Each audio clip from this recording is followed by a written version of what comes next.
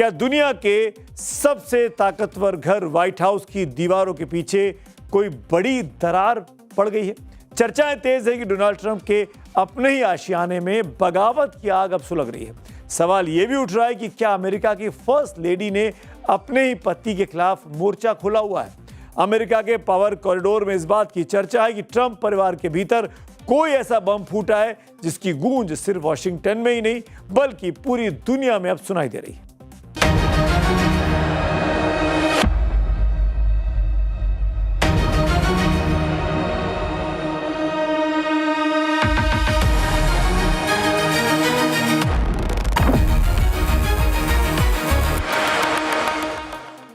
Trump के घर बम।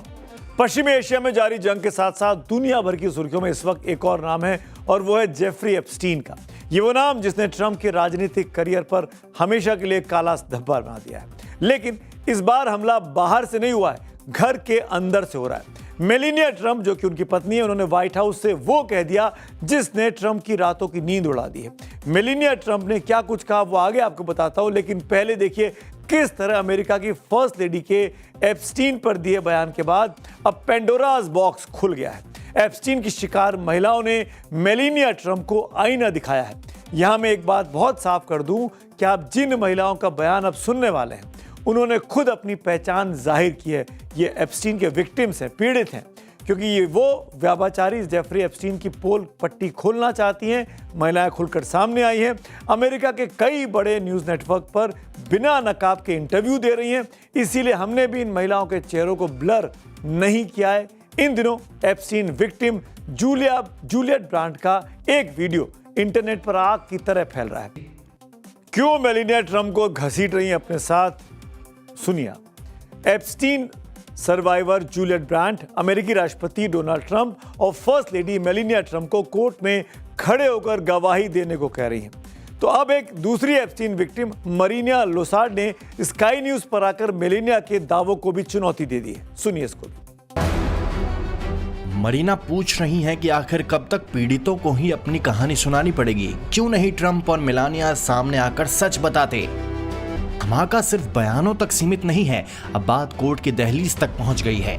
Epstein survivor Amanda उंगारो ने धमकी दी है कि वो मेलानिया और ट्रंप के खिलाफ कानूनी कार्रवाई करेंगी।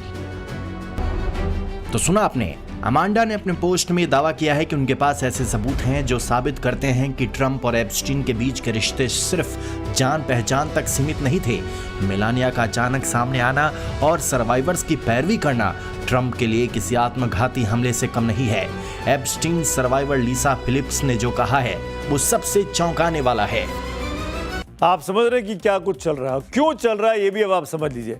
अमेरिकी राष्ट्रपति डोनाल्ड ट्रंप एक तरफ पश्चिम एशिया में जंग की आग को बुझाने की कोशिश में जुटे हुए थे, तो वहीं व्हाइट हाउस में एप्स्टीन के चिन्ह को जगाने वाली और व्हाइट हाउस के भीतर ले आने वाली और कोई नहीं बल्कि अमेरिका की फर्स्ट लेडी ही थी।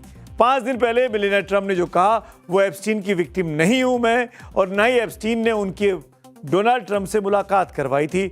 उनके इस बयान की वजह से पूरा बवाल खड़ा हुआ है। लेकिन खबर यह नहीं है कि 5 दिन पहले मेलानिया ट्रंप ने क्या कहा था और उसका क्या बवाल हुआ। खबर उसके पीछे भी है। खबर यह है कि अमेरिका की फर्स्ट लेडी ने यह कैसे कहा। रिपोर्ट के मुताबिक मेलानिया ने यह बयान डोनाल्ड ट्रंप को बिना बताए उनकी मंजूरी के बगैर जारी कर दिया था। ट्रंप उस वक्त व्हाइट हाउस में नहीं थे।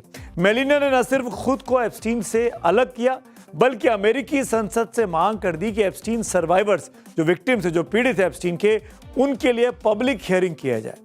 मेलानिया ने एप्स्टीन विक्टिम के लिए सहानुभूति तो जताई, लेकिन अब एप्स्टीन की शिकार महिलाओं ने न सिर्फ मेलानिया को आईना दिखाया है बल्कि ट्रंप की मुश्किलें बढ़ा दी है, क्योंकि ये विक्टिम्स कह रही हैं कि हम बयान देने को तैयार है सार्वजनिक तौर पर, आप करवाइए तो सही। और ये ट्रंप और मेलानिया के संबंधों के बारे में बात करना चाहती हैं। ट्रंप अक्सर कहते थे कि उनके दुश्मन बाहर हैं, लेकिन आज उनके घर की चार दीवारी के भीतर से उठी आवाज ने खुद उन्हें एक बार फिर कटघरे में खड़ा कर दिया है। जिस एप्स्टीन फाइल से वो बचना चाहते हैं वो एप्स्टीन फाइल उनके घर में खुली हुई है। मेलानिया ट्रंप का ये कदम क्या उन्हें अमेरिका जनता की नजरों में महान बनाएगा या फिर ट्रंप के साथ साथ उनका नाम भी इतिहास के काले पन्नों में दर्ज होगा, ये तो वक्त आने पर पता चलेगा। जब अमेरिका के राष्ट्रपति डोनाल्ड ट्रंप जेफरी एप्स्टीन को लेकर घर में ही घिर चुके हैं तो बचाव में सामने आए हैं उनके बचाव में उपराष्ट्रपति जेडी वेंस। जेडी वेंस ने कहा कि जेफरी एप्स्टीन एक घिनौना आदमी था।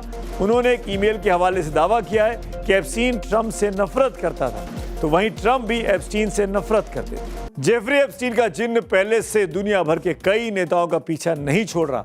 वहीं इस बीच अमेरिका में एक नया स्कैंडल और सामने आया। लोना ड्यूज नाम की एक लेडी ने अमेरिकी नेता एरिक स्कॉलवेल पर गंभीर आरोप लगाए। लोना ड्यूज ने एरिक स्कॉलवेल पर आरोप लगाया है कि ड्यूज ने अपने वकीलों के साथ प्रेस कॉन्फ्रेंस कर सार्वजनिक तौर पर यह आरोप लगाए। ड्यूज का कहना है कि 2018 में कैलिफोर्निया के वेस्ट हॉलीवुड के एक होटल में एरिक स्कॉलवेल ने उनके साथ गलत काम किया था। पूर्व मॉडल और सॉफ्टवेयर कंपनी की मालिक कही जा रही ड्यूज ने यह भी कहा कि वो इससे पहले इसलिए सामने नहीं आए क्योंकि उन्हें एरिक की राजनीतिक ताकत से डर था। एरिक स्कॉलवेल अमेरिका की विपक्षी पार्टी डेमोक्रेट्स के बड़े नेता रहे और अब उनको इस्तीफा तक देना पड़ा है। गजब है अमेरिका की राजनीति, चाहे रिपब्लिकन हो चाहे डेमोक्रेट्स हो, लग रहा है कि हमाम में सभी। आगे बढ़ते हैं, स्ट्रेट ऑफ हॉर्मुज से इस वक्त एक बड़ी खबर आ रही है। ईरान के साथ जारी तनाव के बीच डोनाल्ड ट्रंप ने एक और बड़ा दांव खेला है। ट्रंप ने अपने प्लेटफॉर्म ट्रूथ सोशल पर एक पोस्ट करते हुए दावा किया कि वो स्ट्रेट ऑफ हॉर्मुज को स्थायी रूप से अब खोल रहे हैं। ट्रंप यहां पर भी नहीं रुके, उन्होंने चीन को लेकर भी एक बड़ा खुलासा किया। ट्रंप के मुताबिक चीन ने उन्हें भरोसा दिलाया है कि वो ईरान को हथियार अब नहीं भेजेगा। ट्रंप ने पोस्ट में लिखा कि चीन इस बात से बहुत खुश है कि हॉर्मुज स्ट्रेट को हमेशा के लिए अब खोला जा रहा है। ट्रंप ने यह भी लिखा कि हॉर्मुज को चीन के साथ पूरी दुनिया के लिए खोल रहा हूं। पोस्ट में आगे ट्रंप ने लिखा कि जब वो कुछ हफ्तों में चीन जाएंगे तो राष्ट्रपति शी जिनपिंग उन्हें जोरदार तरीके से खुश होकर गले लगाएंगे। अब सवाल है कि क्या ट्रंप ने अपनी इस डील से ईरान के मंसूबों पर पानी फेरा है और क्या वाकई दुनिया के सबसे संवेदनशील समुद्री रास्ते पर अमेरिका और चीन अब एक साथ खड़े हो गए। आपको बता दें, इससे पहले रॉयटर्स के हवाले से खबर आई थी कि हॉर्मुज में अमेरिकी नाकेबंदी की वजह से चीन का टैंकर रिच स्टेरी फंसा हुआ है। अब आखिर में आगे बात कर रहा हूं पब्लिक व्यू की, और आज का व्यू विमेन रिजर्वेशन बिल पर है। देश तिवारी साहब लिखते हैं, 2/3 बहुमत चाहिए, सरकार को बिना नंबर के सत्र नहीं बुलाना चाहिए, पैसे की बर्बादी होगी।